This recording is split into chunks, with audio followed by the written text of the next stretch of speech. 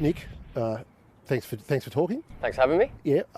Does the bye at the end of the season mean that the top four is potentially less crucial? I think so.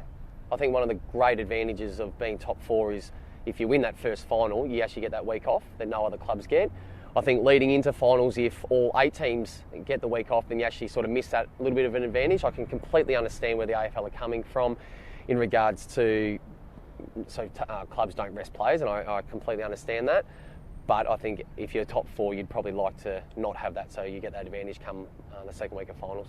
Now, you're out of contract, I think you've been asked about this a bit. Do you want to play next year? I do. Right. So how does it work? Well, it's the first time in my 15 years that I've been at this time of the year and don't have a contract for next year. So we're working through it. The thing that I've said is I still have the desire to play, still love getting up and coming to training, love the challenge of getting ready to play games on the weekend and competing on weekends for North Melbourne. But I also completely understand the club's position, and we are in a unique situation where we do have a lot of guys over the age of 30, and there's a lot of things that have to unfold over the next month through the finals, which I completely respect the club's position. But we'll just work through that, and if it doesn't happen, then that's okay.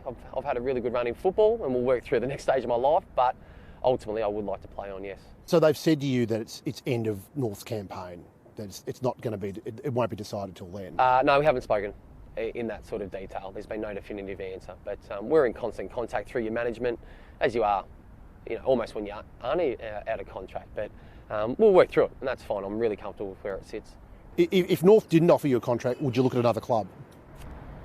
Haven't even thought about it, to be completely honest. I'd say initially probably no, but haven't even thought about it. If it did end this year and you don't get a premiership, will you feel fulfilled in your career?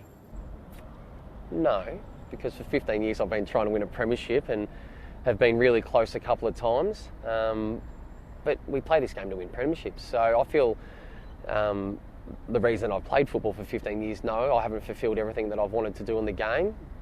But it also shows how special it is to win premierships, and how I look at the Hawthorns, and to have 4 premierships in the period of time that I've been playing is exceptional, and makes you respect them and envy them a little bit more. But by saying that, I think we're still every opportunity to be competitive this year. If you'd won a flag at St Kilda, would you have left? Geez, you asked me some questions. I haven't even thought of these ones. I don't think things would have changed my standing at St Kilda. The time that I left at the end of 2013, things were happening internally anyway. They were bringing more younger guys in, things were changing. Obviously the coach changed a week after or 2 weeks after I left anyway. So I don't think that would have had a huge bearing on my decision, but I would have also been a St Kilda premiership player, which would have been nice. Do you still talk to Ross? I do, yeah. How's he going? He's a great person. No matter what, I think you'll see in his press conferences that his demeanour doesn't change much. Sometimes he doesn't give you guys a lot, which I enjoy. It's very entertaining to watch post game, win or lose for Freo. But obviously they'd like to have a better year, there's no doubt about that. But I think he handles himself really well, really professionally, and he's still extremely driven. Are you interested in coaching? Yes.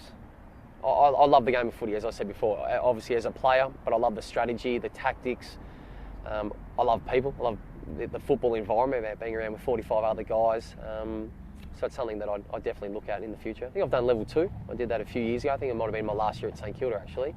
And it's something that I'd like to persist with a little bit more, but something that you're obviously dealing with guys that are a lot younger than myself at the moment at the footy club, and just their rawness when they come into a new system, and their enthusiasm, which I really enjoy as well. I like the young guys, the way they go about their footy, and they've got a bit of cheek about them at times, but I really enjoy the different personalities and how they all fit into a team mentality. Nick, thank you very much. Thanks a lot for having me.